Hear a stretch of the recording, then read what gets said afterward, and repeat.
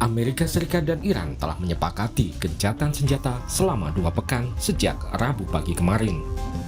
Kesepakatan gencatan senjata yang dimediasi Pakistan ini diharapkan bisa memberi waktu bagi proses perundingan untuk menghentikan perang. Presiden Amerika Donald Trump menyatakan menerima 10 poin proposal yang diajukan Iran. Trump menyebut 10 poin tersebut dapat digunakan sebagai dasar untuk negosiasi berikutnya. Kedua belah pihak mengklaim kesepakatan gencatan senjata ini sebagai bentuk kemenangan di pihak mereka.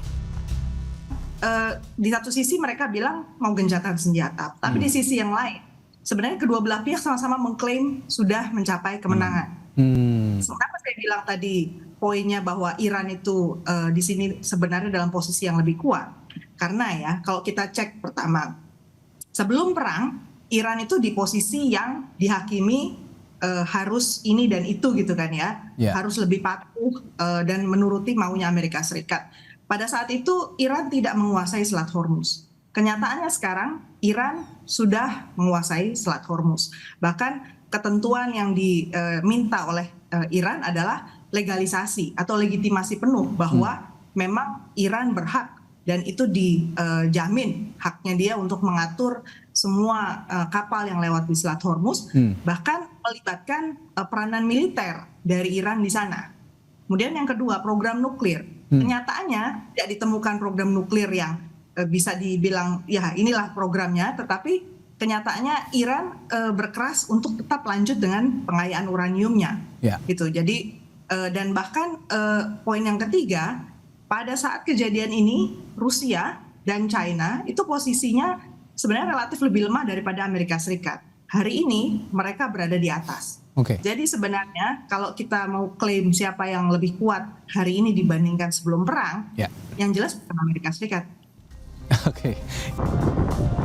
Namun di tengah berlangsungnya gencatan senjata Amerika dan Iran, Israel tetap melanjutkan perang dengan melancarkan serangan udara besar ke wilayah Lebanon. Israel menyatakan kesepakatan gencatan senjata Amerika dan Iran tidak mencakup Lebanon.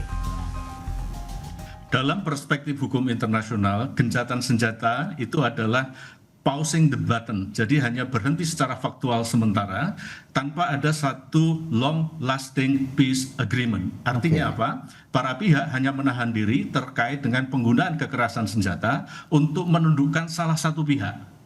Kemungkinan yang kedua, dan itu pasti dipastikan, ketika para pihak ini tidak atau kurang menghargai ceasefire itu, dapat dimungkinkan kembali terjadi bentrokan atau timbulnya serangan yang baru. Nah, khusus terkait dengan Hizbullah dan Israel, ini menjadi satu poin penting terkait dengan isi gencatan senjata ini, terkait dengan proksinya.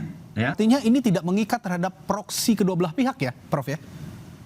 Tidak, karena para pihak ini tidak diikutkan. Namun demikian kita tunggu apakah nanti kesepakatan ceasefire di Islamabad Accord yang akan berlangsung ini mengatur secara detail dalam bentuk Memorandum of Understanding yang mengatur pihak atau proksi yang ada di Yaman, Houthi, Hizbullah di Lebanon terkait dengan para pihak yang bertikai ini, Amerika, Israel, dan Iran.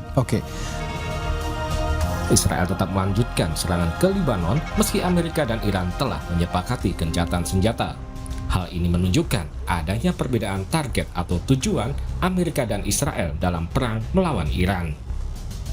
Kita bisa melihat bahwa ada perbedaan sedikit corak pandang, tetapi mereka masih berada dalam satu kondisi ya bahwa tujuan politik dari Amerika ini kan sebenarnya adalah tujuan utamanya adalah degradasi terhadap kemampuan militer dari Iran itu sendiri, pemukulan mundur ya, dan juga Ali Khamenei juga yang akhirnya wafat, dan juga mereka berharap agar nanti ke depannya fasilitas-fasilitas teknologi-teknologi yang dimiliki oleh Iran ini akhirnya berkurang secara drastis. Nah, tetapi kalau Israel ini kan tidak, Israel berupaya semaksimal mungkin agar jangan sampai diplomasi ini nanti malah melemahkan ya posisi-posisi tawar Israel, karena memang Israel berada pada posisi yang cukup kritis. Kenapa? Karena kalau kita lihat petanya ini kan proksinya ada 3 gitu, ya milisi Irak ya itu juga melakukan serangan, Houthi juga sama, sesekali waktu mereka juga menembakkan berapa rudal-rudal, ya terus juga dari Lebanon dengan berapa serangan dan juga ada berapa titik-titik yang akhirnya hancur ya, dan juga itu merupakan fasilitas-fasilitas infrastruktur dari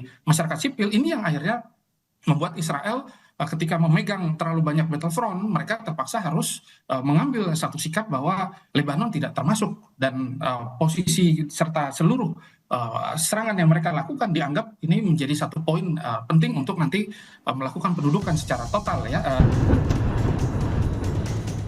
Sikap Israel yang terus menyerang Hizbullah di Lebanon berpotensi mengancam kesepakatan gencatan senjata dan proses perundingan Amerika dan Iran untuk mengakhiri perang yang akan digelar di Islamabad. Iran telah memperingatkan akan kembali menutup Selat Hormuz jika Israel tidak menghentikan serangan ke Lebanon. Sementara itu, Wakil Presiden Amerika, J.D. Vance, menyatakan Presiden Trump setuju melakukan gencatan senjata karena tujuan militer Amerika dalam perang melawan Iran telah tercapai.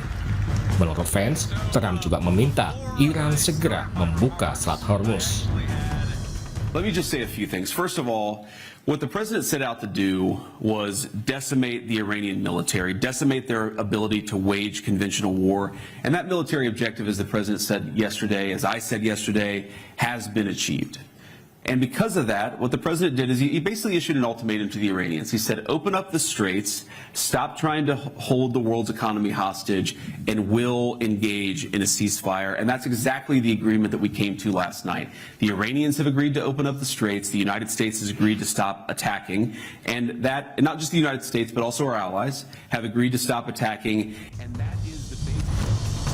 Peneliti keamanan internasional dari Indo-Pacific Strategic Intelligence, Aisyah Kusuma Sumantri menilai, jika Amerika merasa tujuan dalam berperang dengan Iran telah tercapai, maka harus segera mencari cara agar bisa segera keluar dari perang di Timur Tengah ini. Menurut Aisyah, ada 3 skenario Amerika keluar dari perang, dan skenario terbaik adalah Amerika bisa keluar dari perang pada bulan April ini. Sini ada 3 skenario utama yang mau saya tawarkan sebenarnya. Yang pertama itu adalah ini best case skenario ketika perangnya memang berakhir di April ini ya, dengan pembicaraan both America and Iran fold dan kemudian setuju terhadap perundingan, dan di sini yang paling penting adalah faktor trust dari Iran terhadap Amerika Serikat. Karena ada trauma yang kemudian muncul dari Iran ya setelah Amerika Serikat ini beberapa kali mundur dari perundingan dan malah menyerang. Nah, lalu kemudian yang kedua adalah di bulan Juli nanti, karena perang di Timur Tengah khususnya di Gulf State itu selalu berakhir di musim summer karena panas, dan kemudian di sini kita harus mempertimbangkan juga willingness to fight dari tentaranya dan capability dari tentara Amerika Serikat. Nah, lalu yang ketiga ini di bulan November, ini adalah skenario perang paling lama ya. Betul, ketika ada pemilu sela di mana kemudian kita tahu bahwa Republikan sekarang polling approval rate-nya sangat jatuh, dan itu bisa sebenarnya menghilangkan political will Amerika Serikat untuk bertempur. Jadi saya rasa kita harus menyiapkan kemungkinan 3 skenario itu, meskipun lagi-lagi yang paling best skenario itu adalah di bulan April. Menarik dinanti bagaimana pihak-pihak yang terlibat perang menindaklanjuti kesepakatan gencatan senjata yang dimediasi Pakistan. Hasil perundingan yang akan digelar di Islamabad tidak hanya akan menentukan arah politik keamanan dan ekonomi Timur Tengah, tetapi juga menentukan geopolitik dan geoekonomi global. Tim Liputan, Kompas TV.